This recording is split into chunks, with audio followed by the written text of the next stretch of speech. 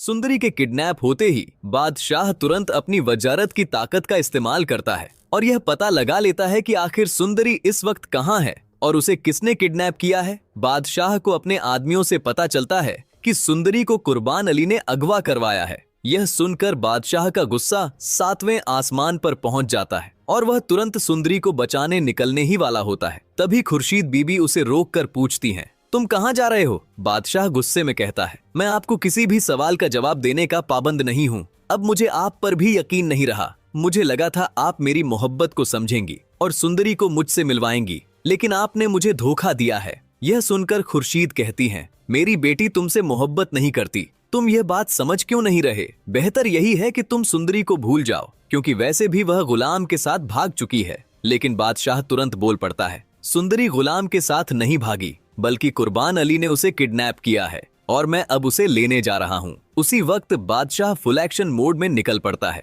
सुंदरी को कुर्बान अली की कैद से छुड़ाने के लिए। लेकिन ट्विस्ट तो यह था कि कुर्बान अली के आदमियों को पहले ही पता चल जाता है कि बादशाह को इस ठिकाने के बारे में पता चल चुका है, इसलिए वह तुरंत कुर्बान अली को इन्फॉर्म कर देते हैं और कुर्बान अली अपने आदमियों को बोलकर सुंदरी को तुरंत वहां से शिफ्ट करवा देता है। लेकिन उससे पहले कि वह गुलाम को भी खत्म कर पाते, तभी वहां बादशाह एंट्री मार देता है। कुर्बान के आदमी वहां से भाग जाते हैं और जैसे ही बादशाह की नजर गुलाम पर पड़ती है जो रस्सी से बंधा होता है, वह एक पल के लिए शॉक हो जाता है। फिर तुरंत गुस्से में गुलाम का कॉलर पकड़कर कहता है, बता तूने मेरी सुंदरी को कहाँ छुपाया है? गुलाम भी तुरंत जवाब देता है, मैंने सुंदरी को किडनैप नहीं किया, बल्कि मैं खुद अगवा हो चुका था। मुझे नहीं पता वह कहाँ है। मुझे तो लगा था तुमने उसे मुझसे छीन लिया है। यह सुनकर बादशाह भी एक पल के लिए हैरान रह जाता है। फिर तुरंत कहता है, सुंदरी इस वक्त कुर्बान अली के कब्जे में है और मैं उसे छुड़ाने जा रहा हूँ। अगर हिम्मत है तो मेरे साथ चल, दोनों मिलकर उसकी जान बचाते हैं। बाद में वह जिससे चाहेगी शादी करेगी। अभी सबसे जरूरी उसकी जान बचाना है।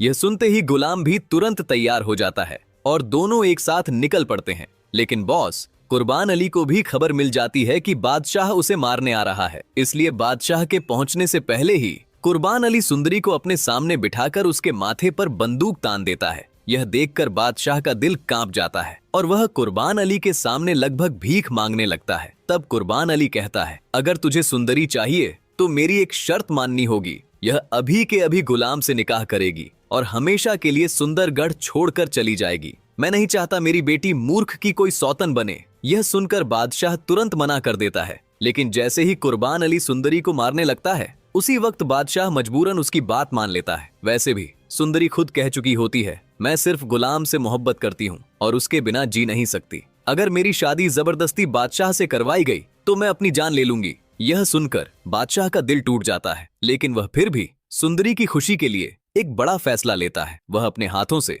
सुंदरी का निकाह गुलाम से करवाता है और फिर दोनों को कराची भेज देता है अम्मी के साथ, और खुद मजबूरन मूर्ख के साथ अपनी जिंदगी गुजारने लगता है। लेकिन ट्विस्ट यहाँ भी है बॉस, मूर्ख की अच्छाई धीरे धीरे बादशाह का दिल जीत लेती है और फिर दोनों अपनी जिंदगी में असली खुशी पा लेते हैं। कुछ वक्त बाद बादशाह को एक और खुशखबरी मिलती है। उसका दोस्त गुलाम एक प्यारे से बच्चे का बाप बन चुका होता है और साथ ही बादशाह को यह भी पता चलता है कि वह खुद भी बाप बनने वाला है। तो दोस्तों, इसी के साथ यह कहानी एक हैप्पी एंडिंग के साथ खत्म होती है। अब आप बताओ, क्या यह प्रेडिक्शन सच होगी या फिर कहानी में आएगा कोई बड़ा ट्विस्ट? कमेंट करके जरूर बताना। और हाँ, वीडियो को लाइक और चैनल को सब्सक्राइब करना बिल्कुल मत भूलना।